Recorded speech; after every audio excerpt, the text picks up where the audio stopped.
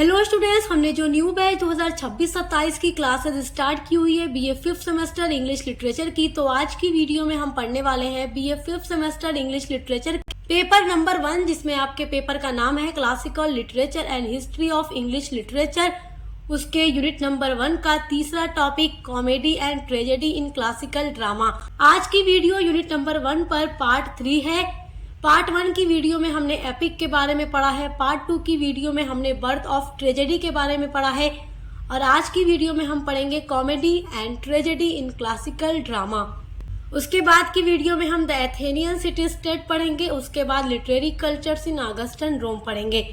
इस तरीके से आपका यूनिट नंबर 1 फिर कंप्लीट हो जाएगा। फिर हम अगले यूनिट पर आगे बढ़ेंगे। तो देखिए, यहाँ पर एक बहुत इंपॉर्टेंट बात आपको बताने वाली हूँ। आपने पार्ट 2 की वीडियो जरूर देखी होगी हमारे साथ, जो इससे पहले मैंने अपलोड की है बर्थ ऑफ ट्रेजेडी के बारे में। तो बर्थ ऑफ ट्रेजेडी वाली वीडियो में हमने ट्रेजेडी के बारे में सब कुछ पढ़ा है। ट्रेजेडी इन क्लासिकल ड्रामा जो टॉपिक है, यहाँ पर देखो, कॉमेडी एंड ट्रेजेडी। कॉमेडी भी एक तरह का ड्रामा है, ट्रेजेडी भी एक तरह का ड्रामा है। कॉमेडी हंसने वाला ड्रामा है, ट्रेजेडी रोने वाला मतलब सैड वाला ड्रामा है। इन सब चीजों के बारे में तो आप बहुत अच्छे से जानते हैं, मैं आपको पहले भी बता चुकी हूँ। तो बर्थ ऑफ ट्रेजेडी में हमने जो चीजें पढ़ी थी, सेम वही चीज आपका है ट्रेजेडी इन क्लासिकल ड्रामा।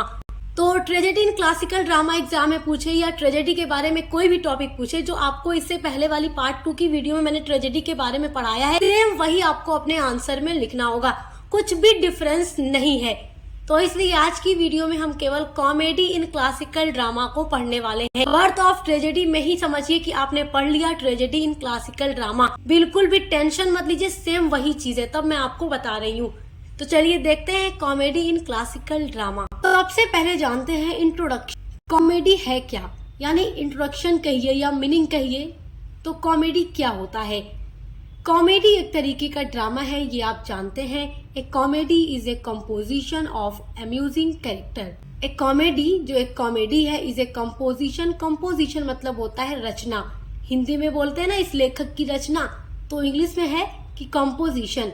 यानी कॉमेडी एक ऐसी कंपोजिशन है, ऐसी रचना है, ऐसा रिटन वर्क है ऑफ अम्यूजिंग कैरेक्टर, हंसाने के लिए, मतलब हंसाने वाले इसमें कैरेक्टर्स होते हैं, हंसने वाली पूरी स्टोरी होती है। It is such a dramatic category that deals with a theme in a light, amusing manner and gives it a happy ending. It is such a dramatic category. ये वास्तव में एक ऐसा ड्रामेटिक कैटेगरी है that deal जो deal करता है with a theme, एक थीम पर, in a light amusing यानी एक लाइट अम्यूजिंग मैनर वाली इसकी थीम होती है।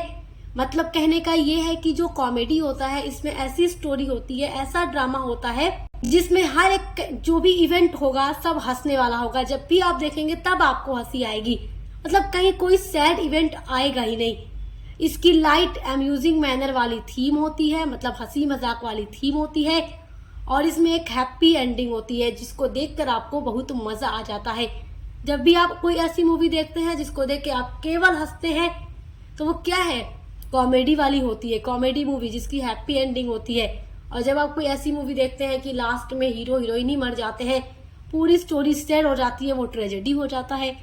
और इसमें सब कुछ एकदम सही हो जाता है, पूरी मूवी हंसने वाली होती है, वो तो हैप्पी एंडिंग वाली होती है। एज ए प्ले, एक प्ले के रूप में, क्योंकि जो कॉमेडी है एक तरह का प्ले है। A comedy is a stage play of light amusing often satirical character chiefly representing a romantic और realistic story with a happy ending. मतलब एक प्ले के रूप में, एक नाटक के रूप में एक कॉमेडी, मतलब जो एक कॉमेडी है is a stage play, stage पर परफॉर्म करने वाला एक नाटक होता है। देखिए, ड्रामा तो आप जानते ही है कि स्टेज पर परफॉर्म करने के ही पर्पज से लिखा जाता है। तो कॉमेडी एक ऐसा प्ले होता है जो स्टेज पर परफॉर्म किया जाता है ऑफ लाइट अम्यूजिंग, मतलब हंसी मजाक वाली इवेंट के साथ, ऑफन सैटिरिकल मतलब कि जिसमें हास्य व्यंग्य होता है। हास्य व्यंग्य का मतलब हंसी मजाक, जिसको देखकर ऑडियंस हंसता है, और कैरेक्टर्स होते हैं उसमें चीफली रिप्रेजेंटिंग ए रोमांटिक और रियलिस्टिक स्टोरी, और इसमें रिप्रेजेंट किया जाता है, प्रस्तुत किया जाता है एक रोमांटिक और रियलिस्टिक मतलब यथार्थवादी जो सच्चाई पर बेस्ड स्टोरी हो उसको विद ए हैप्पी एंडिंग। एक हैप्पी एंडिंग के साथ रोमांटिक और रियलिस्टिक स्टोरी को इसमें दिखाया जाता है। The main purpose of comedy is to amuse audience with humour, music etcetera. देखो, जो मेन मतलब मुख्य पर्पस मतलब उद्देश्य होता है ऑफ कॉमेडी, कॉमेडी का जो मुख्य उद्देश्य होता है इज टू अम्यूज मतलब हंसाना होता है, ऑडियंस मतलब दर्शकों को। अब दर्शक कौन है, ऑडियंस कौन है, जो बैठकर प्ले को देख रहा है, नाटक को देख रहा है। विद ह्यूमर मतलब हास्य के साथ, म्यूजिक के साथ और भी बहुत सारे जो कॉमेडी के एलिमेंट्स होते हैं उनके साथ बनाया गया एक प्ले होता है, एक नाटक होता है जिसका मेन पर्पस ऑडियंस का एंटरटेन कराना होता है, मतलब उनको हंसाना होता है, वही होती है कॉमेडी। तो सब मिला जुला कर आप इतना तो समझ गए, कॉमेडी एक ऐसा कॉम्पोजिशन होता है, एक ऐसा ड्रामेटिक कैटेगरी है, एक ऐसा ड्रामा होता है जिसमें लाइट थीम होती है, हंसी मजाक के साथ कैरेक्टर्स अपने हर एक रोल को प्ले करते हैं, जिनको देखकर जो ऑडियंस होता है वो हंसता है, मजे करता है। अगली हेडिंग आपकी है हिस्ट्री ऑफ कॉमेडी, यानी कॉमेडी आया कहाँ से है। देखो, जब भी हम कॉमेडी या ट्रेजेडी की बात करते हैं तो आप एक ही जगह का नाम याद रखिएगा, एथेंस सिटी, जो कि ग्रीक की एक सिटी है। एथेंस सिटी में ही परफॉर्म किया जाता था ट्रेजेडी को भी और कॉमेडी को भी। एक ग्रीक गॉड थे, उनके लिए एक फेस्टिवल मनाया जाता था। ग्रीक गॉड का नाम था डायोनिसस। उन्हीं के लिए एक जैसे कि फेस्टिवल मनाया जाता था जिसमें ट्रेजेडी परफॉर्म की जाती थी और कॉमेडी भी वहीं से निकली है। Comedy came into being in ancient Greece. तो ये कहाँ से आई है, एंशिएंट ग्रीस से आई है, प्राचीन ग्रीक से आई है।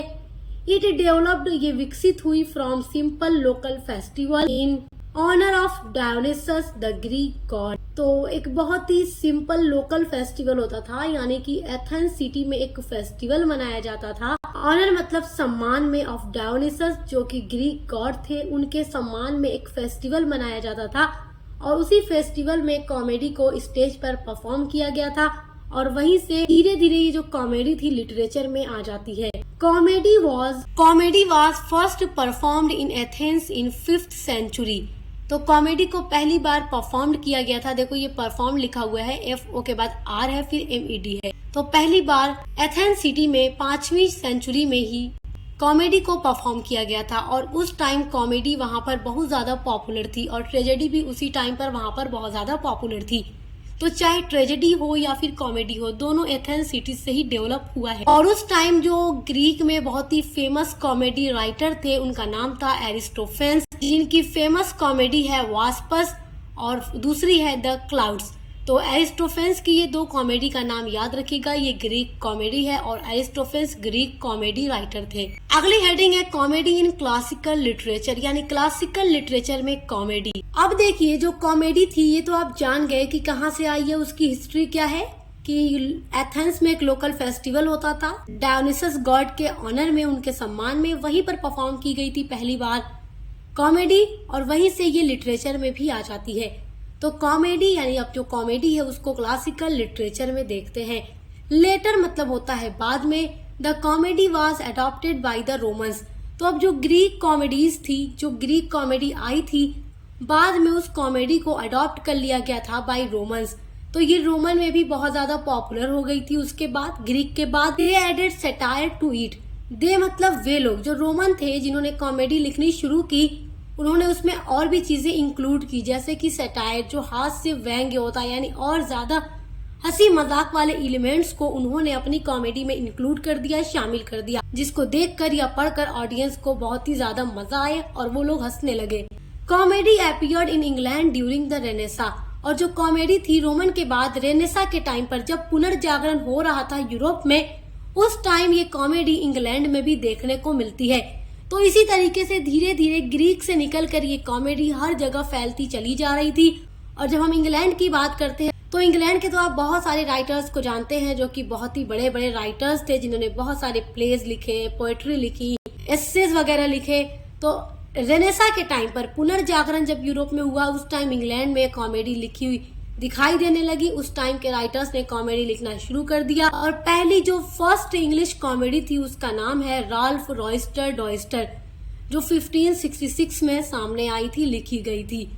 उसके अलावा the best English comedies writer were, यानी उसके अलावा बहुत सारे कॉमेडीज राइटर हैं, लेकिन उनमें से जो बहुत ही ज्यादा बेस्ट और ग्रेट राइटर हैं उनमें आते हैं William Shakespeare, Ben Jonson and John Lyly etcetera. Great examples of classical comedy are, और इन राइटर्स की जो फेमस क्लासिकल कॉमेडी है, क्लासिकल जो ड्रामा है कॉमेडी में, तो विलियम शेक्सपियर के थ्रू लिखा गया ड्रामा है, comedy drama, classical drama as you like 1599 में लिखा गया। उसके बाद है every man in his humour जो लिखा गया बेन जॉनसन के थ्रू 1598 में। बेन जॉनसन का जो ये क्लासिकल ड्रामा है every man in his humour, ये इस ह्यूमर की स्पेलिंग देखो HUMOUR, ठीक है। अगली आपकी हेडिंग है रेस्टोरेशन कॉमेडी।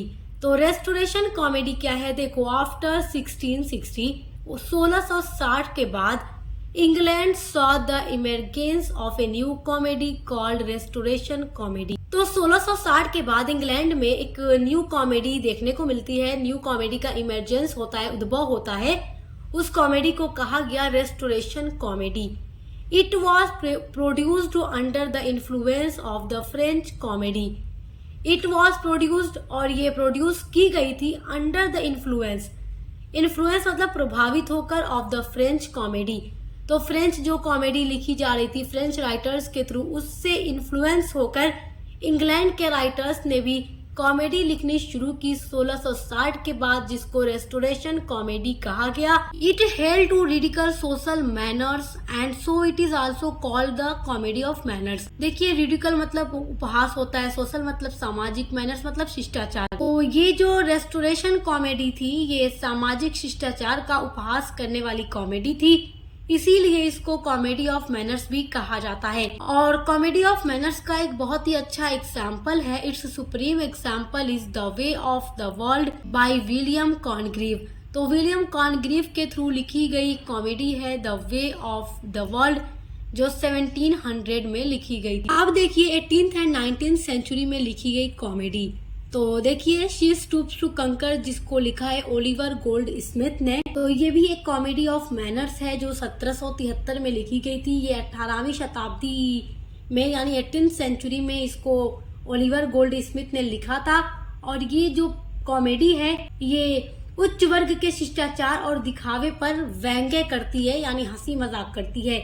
और आपने देखा ही है इसमें जो मेन कैरेक्टर मार्लो है और लड़की है केट हार्टकास्टर, तो उसी के लिए टाइटल है शी स्टूप्स टू कंकर, कि वह जीतने के लिए झुक जाए। तो ये जो प्ले है ये कॉमेडी ऑफ मैनर्स वाला प्ले है, तो आप इसको पढ़ लीजिएगा, मैं पढ़ा चुकी हूँ। उसके बाद है आर्म्स एंड द मैन, जिसको लिखा है जॉर्ज बर्नार्ड शॉ ने, जिसको जॉर्ज बर्नार्ड शॉ ने 19th सेंचुरी में लिखा था। ये भी एक कॉमेडी ऑफ मैनर्स वाला प्ले है, जिसको उन्होंने 1894 यानी 1894 में लिखा था।